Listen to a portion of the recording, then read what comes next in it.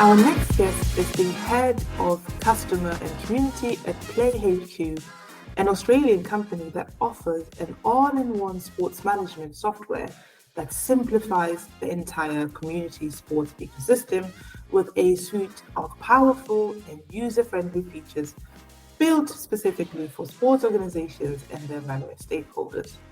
Ashlea Block was also part of the 2022-2023 Sports Pro New Era cohort. In today's episode, we will be talking about the importance of community in sports with Ashlea. I'm your host, Lorraine Moalusi. Join me as I learn more about Ashlea Block's journey in sports. Ashlea, welcome to the podcast. Thank you. Thank you for having me. Before we get started, I like to start off the sessions with an icebreaker. Are you ready for that? Go for it. What's your favorite quote, expression, or motto, and why is it your favorite? This is a very hard question because I don't actually think I have a motto or a quote that I live by or that's my favorite. But I think probably for me, I'm just a pretty big believer in just fun and not taking things too seriously. So anything along those lines would probably be where I put most of my values and live by.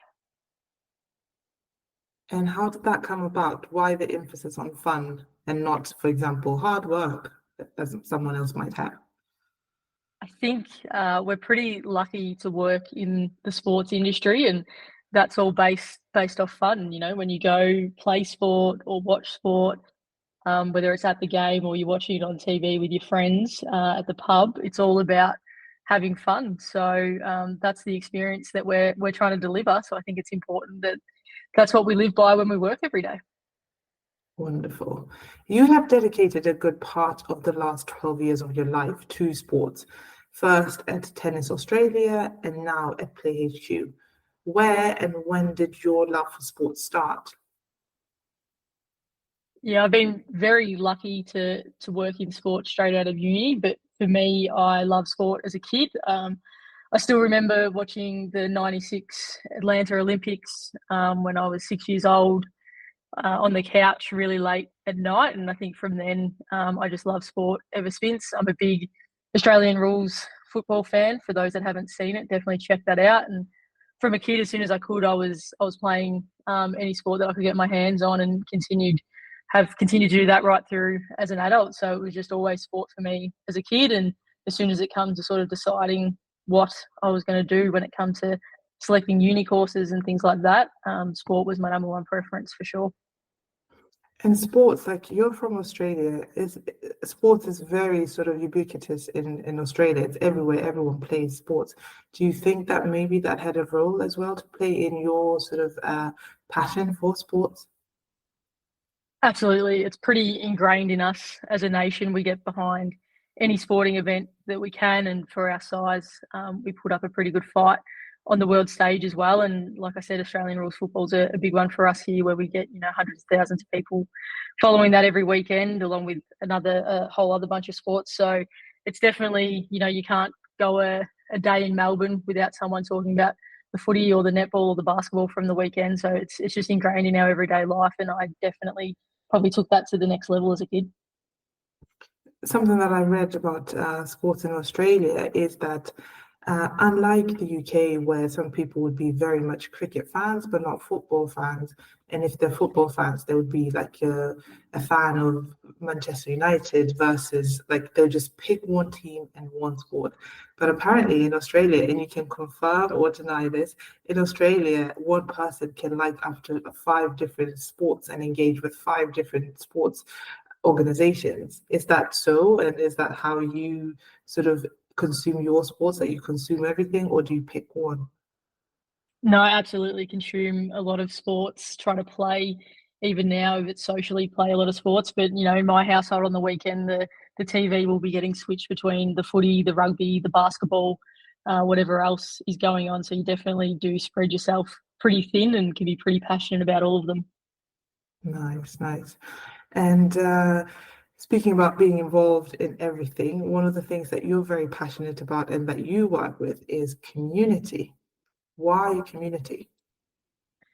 Yeah, again, like something that's pretty ingrained in Australian sport is our community sport. So in Australia, everyone's got the opportunity to participate in sport from a young age. You don't necessarily need to be the best kid on the field or anything like that.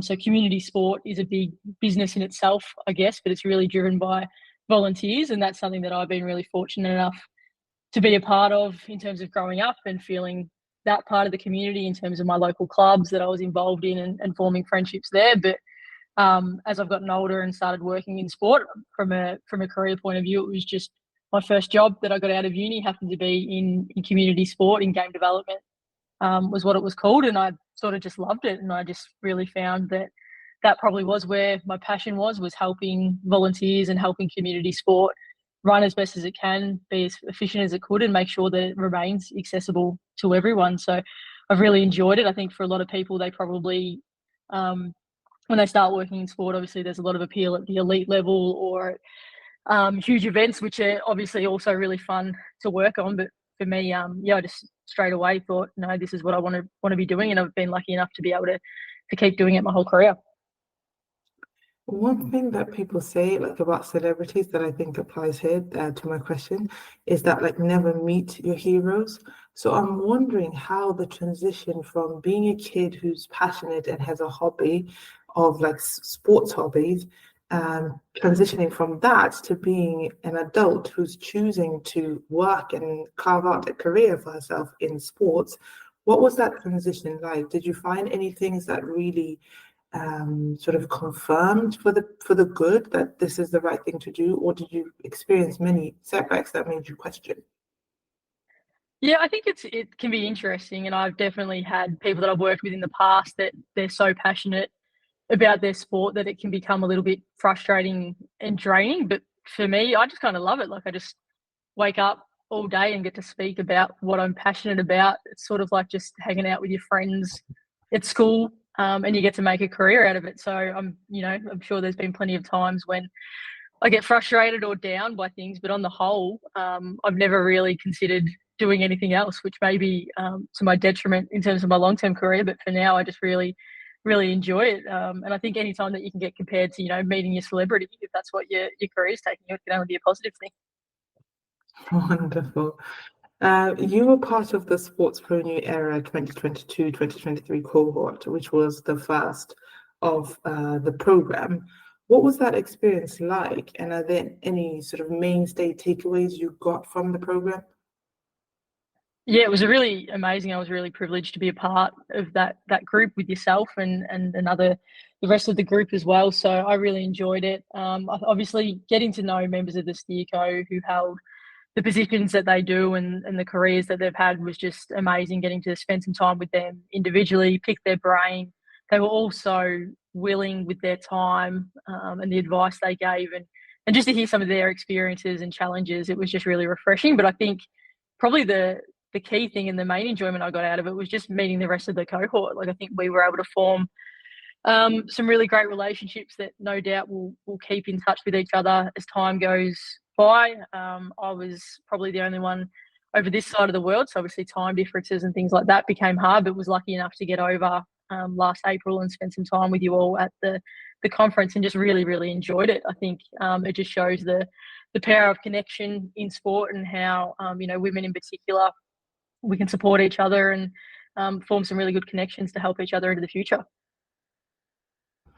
And with your current role at Play HQ and your previous cohort position, you have both been part of the process of building community and a part of being in a community. What unique thoughts and insights have those two different experiences given you? Yeah, again, I think we're pretty lucky that sport is community. So when it comes to community building, they're sort of innately linked to one another. So the job is probably a little bit easier than if you were doing something in a different industry or with a different product. But for me, I think it's just all about forming that sense of connection and how we can help one another. One of the things that I'm fortunate enough to see every day is, there's volunteers who are dedicating so many hours on top of their regular paid job just to help other people in the community as well, to share their ideas, to tell them what they might have done at their club and how they can do it, all for, you know, the overarching benefit of people to be able to participate. So I'm really fortunate to see that. I think from a community building point of view, I think what's important to us at Play HQ is just that our community understands that we are listening, and we do want to provide a product and a service that's helping them to do their job every single day. So it's just about how we can listen and how we can provide support above and beyond the product itself. And when you look at the state of sports today, what improvements of setbacks have you observed when it comes to values that a community represents, such as inclusion, belonging, diversity? Are we moving in the right direction, or do you think there's certain things that should be changed?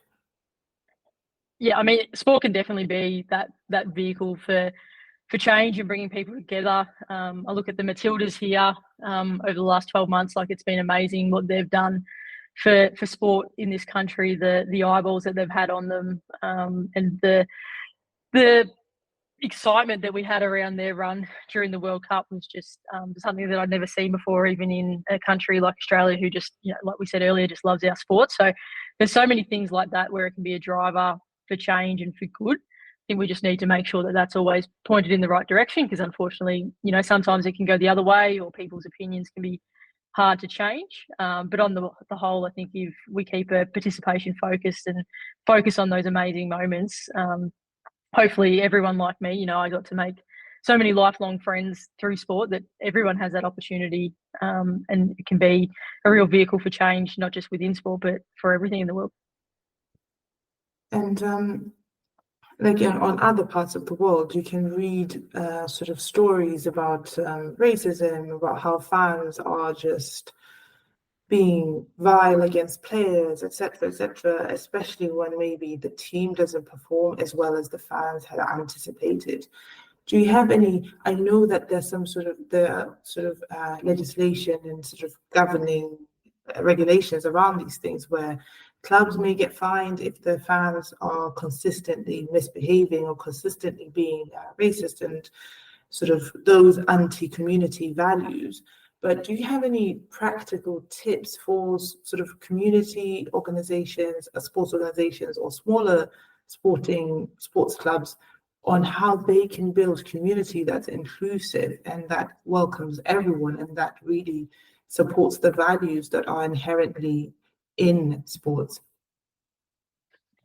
Yeah, I think a lot of it comes down to sort of education and bringing people together. I know at my local footy club that I'm involved in, we were just up to 12 months ago, we were a female-only club and a men-only club, and we've recently merged. Obviously, there's a range of things that can come with that, and there was nervousness from us as a committee as to how that would go. But what we realised was, once we got everyone in a room, all of the players started connecting and sharing their stories about their diverse backgrounds, how they'd got involved in footy, and just spending more time together. It really opened up the conversations, and people become really sort of friendly, and it's gone from strength to strength. So, you know, it's probably just taking down some of those barriers, making people comfortable enough to tell their stories, but also for people comfortable enough to ask questions, so they can learn along the way and learn about how they might be able to help other people have the experience that they've been able to have. And when it's all said and done, even looking back on the trajectory of your work, what impact would you say you want to make with your life or with your career?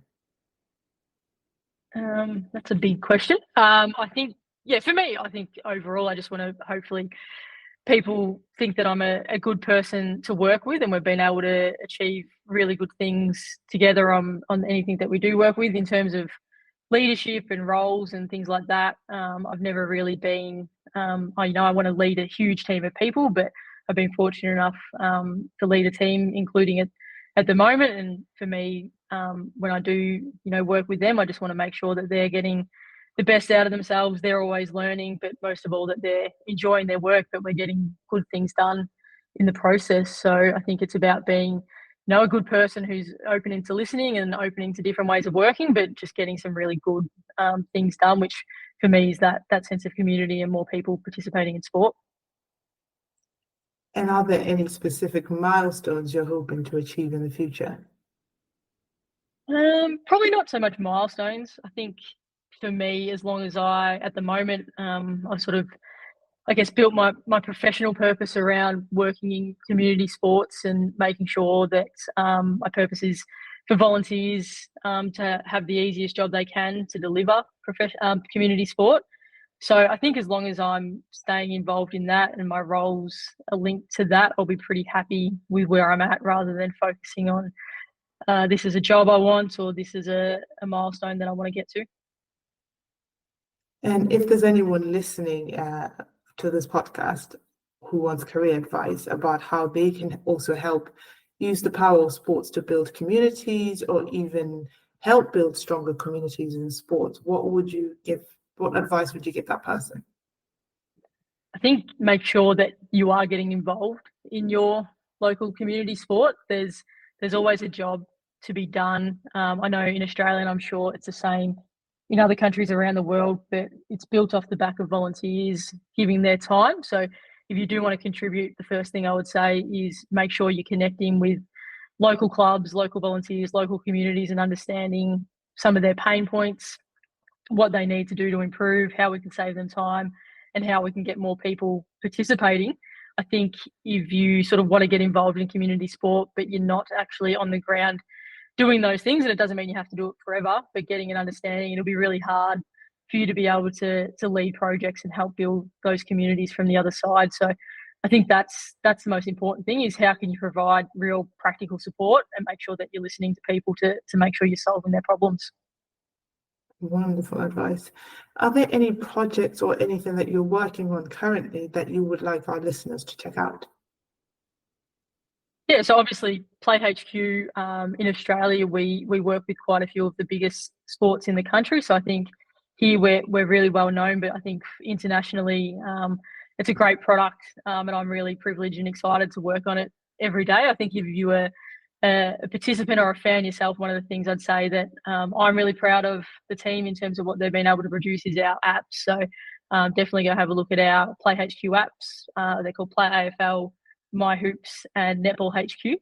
And I think it's just a great way that we can help, bring the community experience, make all the kids that are running out every weekend, make it feel like they're, in that same as their heroes when they look at their results on the weekend. That's the experience that we're trying to replicate for their games every weekend as well. So I think that's a really exciting project, and the team have done an amazing job on it, and I've been fortunate enough to be a little bit of a part of that. Wonderful. And if anyone wants to connect with you, Ashley, where can they do that? LinkedIn, I guess, would be best. So, more than happy for people to reach out to me on there, and would love to chat to anyone who does. And we will we'll put a link to your LinkedIn in the show notes. But Ashley, thank you so much for a brilliant conversation all about community. Thank you for joining us on the Sports CDP Crash Course. Thank you so much for having me. It's great.